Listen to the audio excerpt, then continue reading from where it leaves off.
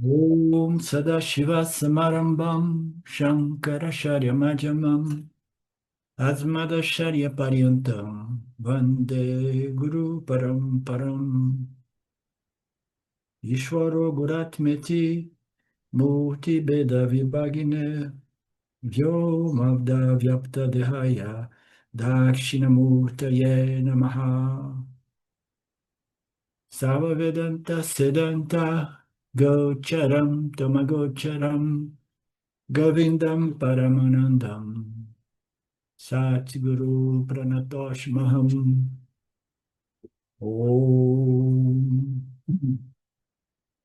Shanti Shanti Shanti Om Shwara Om Namastê. Bem-vindo todos, a beleza do Gita, capítulo 13, versículos 28 a 30. Uma rápida recapitulação. Nós vimos, né, neste capítulo 13 que está concluindo, é um capítulo pequeno. Bom dia, Mari, bom te ver. É, nós vimos as respostas, né, a resposta do Krishna Guru às questões apresentadas por Arjuna a respeito do significado daqueles cinco termos sânscritos, né, que fundamentalmente se referem à matéria, à energia, o campo dharma, o campo das interações, né? O que é realmente o conhecedor do que é conhecido na dualidade. E aí ele abordou Yanan como virtudes necessárias, né? Para que o indivíduo possa compreender realmente, né? O que é matéria, o que é espírito, o que é o campo, né? Da dualidade. Quem é realmente que conhece esse campo? Através dessas virtudes, né, você conhece aquilo que deve ser conhecido, que é o propósito de todo esse processo vedântico. É conhecer aquilo que é o conhecedor de tudo aquilo disponível para conhecimento, né? Independentemente da qualidade do conhecimento. Como nós sabemos, conhecimento pode ser bom, pode ser ruim, ou pode ser alguma coisa entre o bom e o ruim, significando dizer conhecimento muito equivocado, menos equivocado e mais próximo da realidade relativa, porque conhecimento, aqui neste caso, o conhecedor do campo se refere ao conhecimento dos fenômenos contidos em Mitya, né? Então, quem é o conhecedor de todos os objetos de experiência disponíveis em Mitya, né? Então, quem é o conhecedor real, né? E quem é esse conhecedor? O que é esse conhecedor? E por que é dito que esse conhecedor real é aquilo que precisa ser conhecido para que nós possamos completar a nossa jornada individual, né, da alma, que percorre, segundo as nossas escrituras, muitos nascimentos, né? Muitos nascimentos implica em quê? Muitas mortes, né, e muitos renascimentos. Então, eu estava dizendo que nós vimos nesse capítulo, né, que existem esses dois princípios, em resposta àquelas questões apresentadas por Arjuna, né? E depois ele foi desenvolvendo isso, apresentando as práticas, né, as sadhanas necessárias para que a gente possa conhecer aquilo que precisa ser conhecido. Ele apresentou karma, dharma, upasana, etc., etc., até o nididhyasana, né? Então, nós vimos que também o Swami abordou o fato de que a solução para esse problema só é obtido através do Atmayana, né? Que é o conhecimento da minha natureza como Purusha. Não existe outro caminho, nós vimos isso, né? Por quê? Porque a problemática humana é toda ela derivada de um mal-entendido. Esse mal-entendido, do meu ponto de vista, eu sou um Vádika, eu acredito nos Vedas, acredito nas escrituras do Upanishads, não é questão de acreditar, eu tenho confiança absoluta, porque eu nunca vi nada mais convincente em termos de uma estrutura que expõe, né, essa manifestação misteriosa que nós chamamos o mundo, cuja real natureza é o espírito, né? Então, eu não conheço nada mais convincente. Então, eu tenho uma confiança total nesses ensinamentos e eu vejo as falácias em diversas outras propostas que quase sempre assumem um papel de vitimização e de impotência total tá? Não, eles estão fazendo isso com a gente, seres interdimensionais, pá, fizeram a gente ficar burro, esquecer as vidas passadas, etc, etc. Não, isso aí é muito cômodo. As nossas escrituras dizem, não, jamais caia na vitimização. Lembre-se sempre que você tem, né, o seu livre-arbítrio com a capacidade de crescer, evoluir, purificar, refinar, compreender a real natureza de tudo isso e parar de retornar aqui de novo e de novo, né? Simplesmente se libertar deste samsara. Que não seja uma libertação absoluta, mas pelo menos uma libertação tal que produza outras encarnações, mas não em planetinhas do tipo esse, que é planetinhas mais bárbaros, né? Pelo menos neste momento, né? Então, as nossas escrituras colocam tudo isso, né? Essas locas, de acordo com os seus méritos, você renasce em condições favoráveis. Condições favoráveis talvez sejam planetas melhores, ainda de terceira dimensão, mas onde a estrutura dármica é equilibrada, entendeu? Onde exista realmente mais facilidade para o crescimento espiritual e o autoconhecimento, tá? Então, tudo isso é muito bem disposto, né? Apresentado nas nossas escrituras. Então, se o indivíduo não entra nessa de auto-vitimização, ele lembra que essa atitude de fatalismo, né, ela é errada do ponto de vista do Vedanta. Você não deve realmente acreditar que eu sou o Jiva e eu tenho poder de fazer o que eu quero. Isso também não, porque existe uma infinidade de outros fatores envolvidos, né, que irão produzir os seus destinos, né, as suas circunstâncias, os seus renascimentos e etc, etc. Mas você não pode abdicar deste poder que te foi dado, que é o poder da escolha, o poder intelectual de escolher, que precisa ser refinado, né, do ponto de vista da compreensão da ordem Mítya e as leis que regem essa ordem Mítya, de modo que eu comece a escolher, levando em consideração o elemento criador e suas leis. Assim fazendo, eu desenvolvo mais sutileza, mais refinamento, mais purificação, né?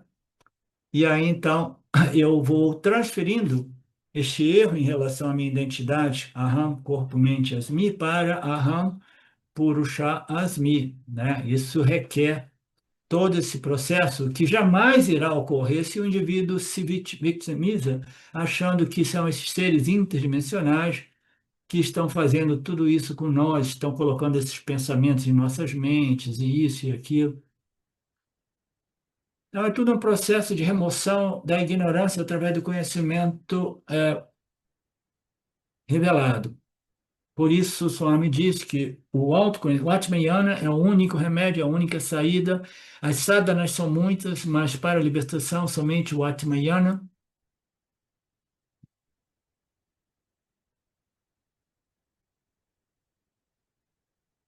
Então, nós sabemos qual é a diferença entre Purusha, livre de atributos, a única fonte de ciência, a única realidade, né? E aquilo que jamais se modifica, aquilo que não é um experienciador, aquilo que não é um fazedor. Então, tudo isso se refere a Purusha, e o oposto de tudo isso se refere a Prakriti, né? E o Jiva é um organismo complexo, produto dos Prakritis de Maya, né? Então, tudo isso nós vimos, capacidade de saber que existem dois princípios operando no âmbito da minha existência humana, né? E a capacidade de identificar esse princípio mais invisível do invisível, que é o espírito, né? E não somente você quer saber o que é esse espírito, depois a parte mais difícil, uma vez você saiba que existem dois fatores operando, é você identificar o que é o espírito, identificar o que é Prakriti, né? E forma mais simples de identificar o que é o espírito é lembrar sempre que Prakriti está sempre sendo iluminado e revelado pelo espírito, tá? Então você sabe o que são os dois, e uma vez que você sabe o que são os dois, você sabe o que é Purusha, aí fica muito mais fácil você reivindicar no silêncio do seu Nididhyasana, eu sou de natureza Prakriti, de natureza Purusha, desculpa, natureza existência, consciência, a única realidade.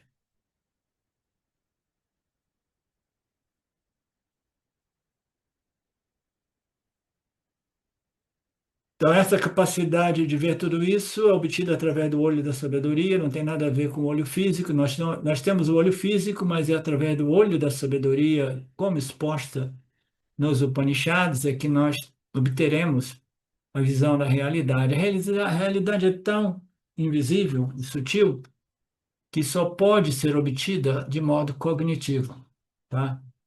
Cognitivo. Ah, então, pô, você não tem experiência, não. Eu gosto de, para crer e saber e ter convicção, eu tenho que experimentar, né?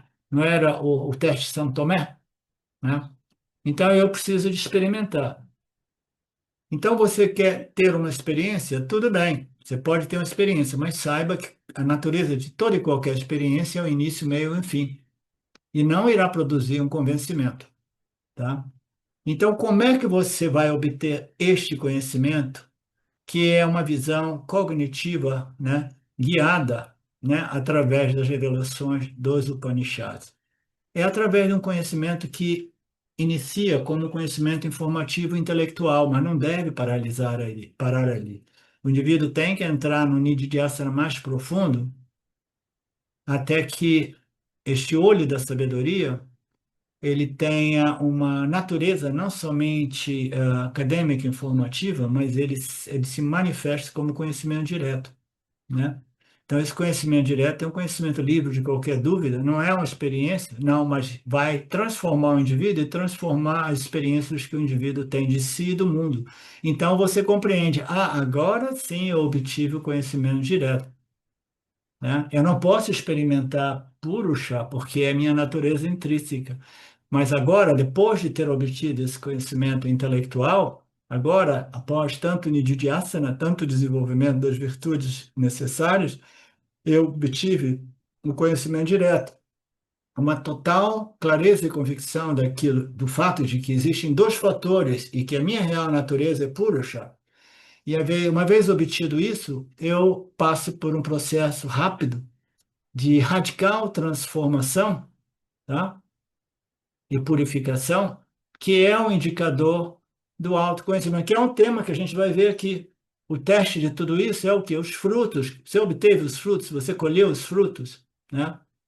Você foi além, né, do medo, das adversidades e da morte do corpo físico, o quanto identificado com o espírito você é, né? Então, esta visão é uma visão cognitiva que, embora não seja experiencial, e não existe nada de tão maravilhoso nas experiências, porque elas são sempre efêmeras, mas esta é uma visão cognitiva que harmoniza o corpo, mente e sentidos com sua real natureza intrínseca, de modo que ele experiencia paz, tranquilidade e muito mais sabedoria, muito mais clareza, tá? E o medo da morte, que é a problemática mais fundamental da experiência humana, ela se dissipa, tá? Ela se reduz no início de modo, pá, grotesco e depois gradualmente ela vai se dissipando mais e mais e mais.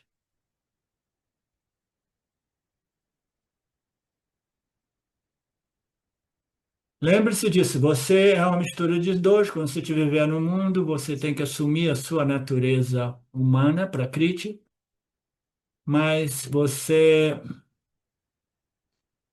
não precisa dizer isso para ninguém, né? Você assume para ir para o trabalho, isso e aquilo. Mas saibas que a sua identidade, se você estiver identificado em sua natureza Prakriti, né, você vai experimentar muitos problemas, sendo a morte, a mortalidade, o maior dos problemas, né? Você está se identificando, ah, não, eu sou espírito e matéria. Então, eu sou tudo, tudo bom, já é um consolo enorme saber que eu tenho as minhas duas naturezas, né? Mas e o Swami diz, quando você interage com o mundo, você precisa assumir a sua natureza Prakriti. Mas exatamente como um ator assume um determinado papel, sem jamais esquecer que, em realidade, você é a sua natureza purusha, a consciência, né? Então você interage, e você interage sabendo que a interação no mundo Miti, através do meu corpo-mente para Kriti, né, ela é desafiadora, né? Ela oferece muitos problemas. Os problemas são as adversidades, os papas que ocorrem no mundo, né? As adversidades, as dores, sendo a doença, o envelhecimento e a morte. a adversidade maior para aqueles que estão identificados com corpo, mente e sentidos, com a natureza prakriti. Então, se você estiver firmemente identificado com a natureza prakriti, você vai viver muitos problemas, muitas aflições, sendo a mortalidade a maior delas. A vida, então, se torna o quê? Um fardo. A vida se torna um fardo. Você se identificou erroneamente, equivocadamente, com aquilo que é problemático, né? Mas ainda, se você nasceu porque você quis, Ishwar é um facilitador, Saguna Ishwar é um facilitador. As pessoas acham que você volta para cá, alguma desses âmbitos aí. Ultimamente eu estou explorando diversas fontes, né, esotéricas que são, eles são todos eles presos nesse conceito. Você volta para cá porque essas entidades interdimensionais te enganam e faz você voltar para cá. As pessoas não entendem que você vive e desenvolve desejos, desejos que não são realizados, você se sente incompleto, insatisfeito, inadequado, você tem um monte de coisas incompletas, relações com outras pessoas, você tem um apego enorme ao seu corpo físico, a este mundo, às coisas que você obteve, possui. Então, todo esse apego nos traz de volta, e as pessoas preferem acreditar, as pessoas que têm tendenciosamente essa inclinação para vitimização, preferem acreditar que esses demoníacos, entidades interdimensionais, nos enganam, criando então o renascimento. Não, é tão simples de compreender, né, que nós nascemos devido aos nossos desejos e medos. Se nós não transferirmos as nossas identidades do corpo prakriti para a consciência livre e independente, o nosso corpo prakriti vai morrer com um monte de desejos e aversões, com um monte de apego a esta ordem, não importa o quanto dolorosa ela seja, ela vai morrer. Ela vai, não, mas aí se eu descobrir que existem outras ordens, de repente, eu posso ascender para essas ordens. Mas como você vai ascender se você quer essa ordem aqui? Você está tão apegado ao seu corpo físico, esse mundinho no planeta dos bárbaros, que você está dizendo, não, eu quero mesmo é ficar aqui, eu quero mesmo é voltar para aqui. Aqui é que eu tenho os meus conhecidos, os meus familiares, as minhas coisas, né? Então, se você se identificar nisso, permanecer, você vai viver uma vida perturbada. A vida vai ser como carregar um fardo.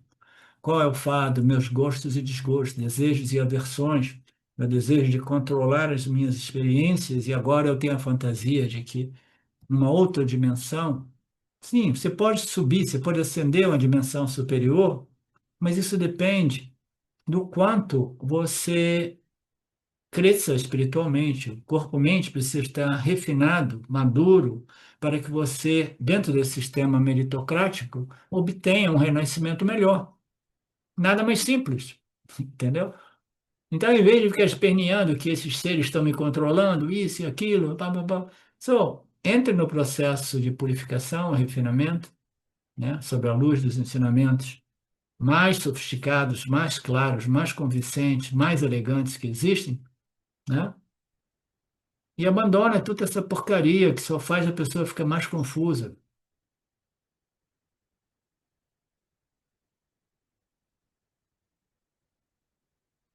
Você é pleno, você é Purnatma, você é a consciência.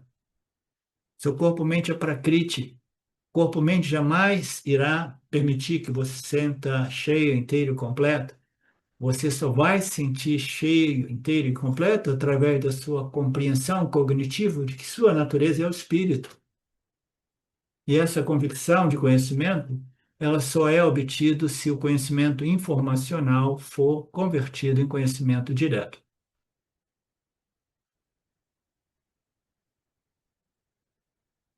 Aqui é uma passagem interessante, diz assim: vivendo neste mundo, eu deveria ser capaz de interagir através do meu corpo Prakriti, e o mundo Prakriti, sempre lembrando da minha natureza Purusha, né? Somente esta compreensão muito bem estabelecida, eu sou de natureza Purusha, me permite interagir através do corpo-mente Prakriti sem experimentar um apagão enorme, que é o apagão a respeito daquilo que eu realmente sou, que irá causar mais problema e mais fardo e mais conflito, né?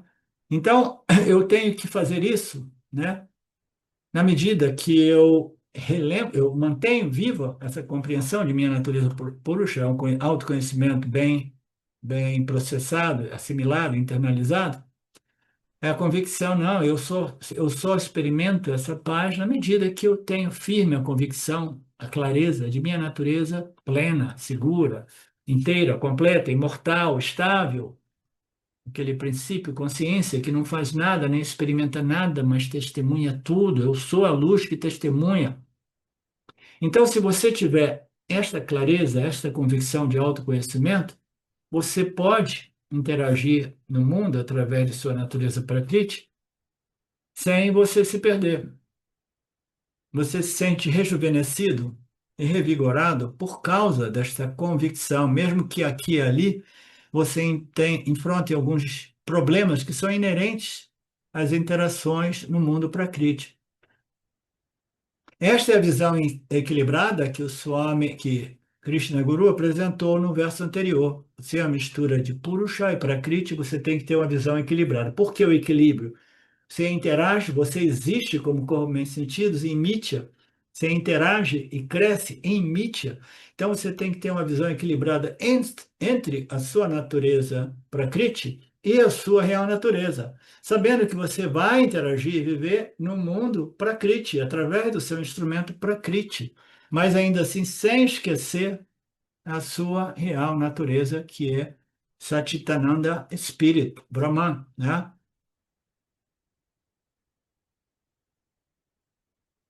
Então, quando esse conhecimento está bem estabelecido, então aqui ele fala também assim: você tendo esse conhecimento é como se você estivesse sempre rejuvenescido, revigorado, e aí você está sempre pronto para voltar para o mundo Prakriti, porque você observou exatamente como eu compartilhei com vocês diversas vezes, quando eu comecei a voltar para o meu restaurante, depois do auto-reconhecimento, o medo de perder esta convicção de autoconhecimento, né?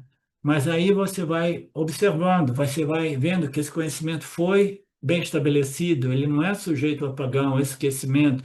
Aí você simplesmente deixa aquele liquidificador, que era o meu restaurante naquela época, vai para sua casa, vai para sua cama, você se rejuvenesce, revigora como se fosse através de um sono profundo, e no dia seguinte, opa, ó, o conhecimento não me abandonou, eu estou pronto de voltar para o restaurante, porque hoje é sábado, vai estar mais cheio ainda, vai estar mais difícil ainda.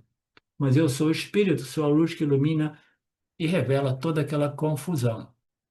Então, eu estou dizendo isso, que este, de novo, banhar-se neste processo de assimilação e internalização do conhecimento, através da constante associação com a escritura e do guru, é como se fosse um sono profundo no qual vocês se rejuvenescem e se revigoram de modo a poder voltar para o mundo Prakriti, operando através do seu corpo Prakriti, com mais equilíbrio, lembrando a sua natureza Purusha, tá? É como se você levantasse depois de dormir, porque você obteve este conhecimento, esta informação, e você lembra que você é uma mistura desses dois princípios, o mundo é uma mistura desses dois princípios, você já não perde de vista a sua natureza purusha, a consciência, mesmo através das transações suas em Mitya. Então, este Yananista, aqui está apresentado, Atmanista é um autoconhecimento bem estabelecido, Nista é bem estabelecido ou firme, tá? Então, Yananista ou Atmanista é aquilo que é necessário para que você permaneça com essa visão bem equilibrada entre os dois e a sua resolução de identificação em Purusha como Purusha, de modo tal que eu possa interagir em Mitya sem esquecer e me entrar em confusões, em conflitos e dúvidas mais tarde. Então, esse estado do Yana é chamado de um Sahaja Samadhi, é um Samadhi sem esforço, eu falei para você diversas vezes, é um Samadhi espontâneo.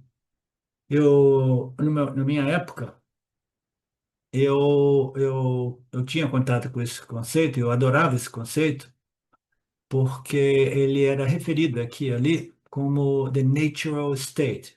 Naquela época eu ainda estava confuso, foi antes do auto-reconhecimento. Eu estava confuso de que a iluminação, o reconhecimento, a realização fosse um estado, tá?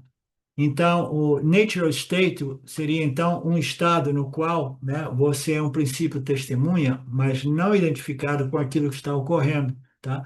Então, este é um samadhi diferente, é um samadhi que não precisa de remover o meditador e os objetos de experiência. O meditador, né, o yogi, o indivíduo está aqui, o mundo está ali, ele está experimentando com um senso de equanimidade, né? Com o senso de Samatvan, né? É tudo somente é a consciência, né? E agora me identifico como esse princípio testemunha, a consciência que ilumina tudo, né? Então isso é chamado de Sahaja Samadhi, é o Samadhi sem esforço, o Samadhi natural, que é o Samadhi que interessa a nós vedantinos, tá? Deixa eu ver aqui o que que o Fabrício quer dizer. Ó, professor. Ô, professor, a minha questão é a seguinte, né? Eu entendi essa ideia aí da gente estar consciente da nossa natureza purusha, né? Atuando na praxis com esse pano de fundo. Mas, ao mesmo tempo, quando você fala da gente... Quando você fala de uma forma pejorativa do planeta, no sentido assim, da gente querer voltar para esse planetinha, eu vejo um conflito no sentido de quanto mais você está com o seu intelecto, com sua mente purificada, mais consciente da sua natureza purusha, mais você gosta desse planeta. Mais você sente prazer e felicidade em viver nesse planeta, você é beleza nesse planeta. Então, ao Sim. mesmo tempo, você gosta tipo assim, eu não consigo me ver não querer voltar, porque eu não conheço outra realidade, mas ao mesmo tempo você vai gostando da vida, né? Sim, E ver sim, isso é beleza parte do na... processo. É parte do processo, mas é uma indicação também que você ainda está investido na dualidade experiência, experienciador, experiência, experienciado, tá? Experimentar. Então isso é natural. No início, o indivíduo ele tá observando que esse conhecimento tem uma capacidade de purificar a mente de tal modo. Veja bem, a mente, o intelecto, em outras palavras, é o nosso instrumento primário através do qual a gente experimenta o mundo nosso e o nosso próprio corpo-mente, né? E essa experiência ela pode ser positiva ou negativa. Se o instrumento for, né, purificado positivamente, modificado positivamente, a gente vai experimentar o corpo, mente e o mundo de modo mais positivo, de modo mais agradável, tá? Aí você fala, tudo bem, né? É bacana, é lindo, é maravilhoso, tá? Mas chega um ponto, Fabrício, você não precisa antecipar isso. Chega um ponto que você vai, é que nem algodão doce, você às vezes, você pega um tiramisu muito doce, no início é gostoso, depois ele fica com aquele sabor meio amargo, tá? Porque a maturidade vai fazendo de modo que o indivíduo já não fique brincando no campo da dualidade experiencial, entendeu? Ele quer simplesmente, né, assumir a sua real, porque ele vai compreendendo que essas experiências de punha, elas se exaurem, elas irão produzir, né, supostamente, alguns alguns holidays, né? Umas férias, né? Numas locas celestiais, onde você experimenta ainda mais punha, né? E depois você volta. Mas além deste aspecto mais esotérico, ocorre mesmo, dependendo um pouco da personalidade, do caráter de cada um de nós, né? Que o indivíduo ele vai perdendo um pouco o interesse nesta ordem de dualidade. A minha observação é que alguns yanis, alguns mahatmas, aqueles que são devotos tão ardentes de Saguna e Ishvara, eles permanecem mais assim, não, por mim, eu volto porque volto. Volta para quê? Simplesmente porque eu só vejo Ishvara. E eu sou um devoto de Ishvara, eu experimento amor por Ishvara, reverência por Ishvara, entendeu? Então, esses Mahatmas que desenvolveram esta visão do Lord Saguna, de tal modo, né, a haver aquela devoção, aquela coisa assim monstruosa, ele fala, não, é maravilhoso tudo isso, porque eu só vejo Ishvara. Mas como assim, Swami? Tem morte, tem miséria, tem estupro, tem isso. Não, mas tudo isso simplesmente é Ishvara, né, produzindo parábolas de todos, entendeu? Então, o indivíduo que só vê Ishvara ou vive numa bolha na qual ele só pensa em Ishvara, ele talvez pense assim, não, eu quero voltar porque tudo isso é o Lorde Criador entregando de volta os parábolas a nível, né, a nível coletivo também, ou individual, e etc, etc. Mas se você vê isso como configurações dos gunas apresentando experiências mundanas de prazeres e dores, daqui a pouco isso tudo vai começar a produzir um sabor que antes era doce, vai se tornando menos doce, um pouco mais amargo, até que o indivíduo ele amadurece. Mas você não precisa de pensar nisso ou antecipar. Como eu digo sempre, este é o conhecimento que irá permitir ao indivíduo uma transformação tal que ele vai curtir a experiência humana, ao invés de sofrer a experiência humana como se fosse um fardo. Mas isso não faz dele uma pessoa presa à experiência humana, senão não teria libertação. Libertação é simplesmente dizer: estou pronto, não quero mais fazer o jogo da dualidade, tá? Por diversos motivos, ok? Nós vimos até um momento, né? No qual a compreensão exposta, né, nos dizia que existem dois princípios operando, né? Um é pleno, inteiro, completo, livre de ação, experiência, né? Experiência, a gente tem essa vasta por experiência, aquilo que nós somos não é nem uma entidade que faz e nem uma entidade que experimenta, nós não somos nem carta nem bokta. Aquilo que nós somos não é uma entidade que experimenta, quem experimenta é o Jiva, né? E o Jiva que sabe que ele é esta entidade não experiencial, esta única realidade, a luz da consciência, né? A consciência testemunha não experiencial, né? Shakti Chaitanya. Aquele indivíduo que sabe isso, ele bem estabelecido na consciência como consciência, ele também experimenta a natureza Purnatvam, que é inerente à sua natureza não experiencial, né? Mas ainda assim, ele, em sua natureza, não experimenta nada, ele testemunha, ele ilumina, ele revela. Nós vimos tudo isso, né? E é importante que nós estejamos devidamente estabelecidos nesta entidade não experiencial, porque senão a gente vai ficar preso indefinidamente no mundo da dualidade. A dualidade nada mais é do que no mundo da experiência entre o experimentador e o experimentado, o conhecedor e o conhecido. Isso, e somente isso é a dualidade. Então, nós vimos que, no final das contas, esse conhecimento é o conhecimento para ser obtido, e que, uma vez obtido, ele nos permite a viver nesta ordem prakriti, através do nosso corpo-mente prakriti, mas ainda assim com a constante lembrança refrescante, lembrança revigorante, lembrança de que eu, fundamentalmente, sou livre de tudo, porque eu sou a consciência, a testemunha que não faz e não experimenta nada. Eu sou aquilo que ilumina e revela tudo. Existe identificação melhor do que essa? Existe uma identificação mais libertadora do que essa? Eu sou a luz que ilumina e revela tudo, né? Então, o Yanni é aquele que experimenta um estado mental que é totalmente fundamentado nesta convicção total de conhecimento, clareza e convicção de que eu sou a mistura de todos os dois, mas fundamentalmente a minha real natureza, a minha real identidade é a consciência.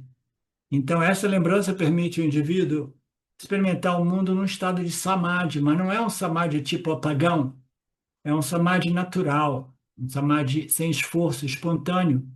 A compreensão de que tudo isso nada mais é do que o espírito abraçando, né, ou recebendo, ou permitindo essa sobreposição dinâmica dos gunas de Maya em si mesmo, e eu sou de natureza espírito. Então, esta compreensão, ele resolve o intelecto humano, a mente humana, como nada, nada neste mundo pode resolver. Nenhum chá, nenhuma droga natural ou artificial de laboratório, nada vai resolver a mente humana como o Atmiyana. Vai deixar o indivíduo num estado de samadhi, pacificação mental, sem esforço, sem manutenção de sadhana, sem ter que tomar nenhum chá ou nenhuma droga, e sem que tenha que fazer sadhanas constantes, porque o indivíduo já não perde de vista a sua natureza purusha. Ok, então a gente volta para cobrir o capítulo 29. Om Purnamada Purnamidam Purnamudachyate Purnasya Purnamadaya Purnamevavashishate Om Shanti Shanti Shanti Om Namaste.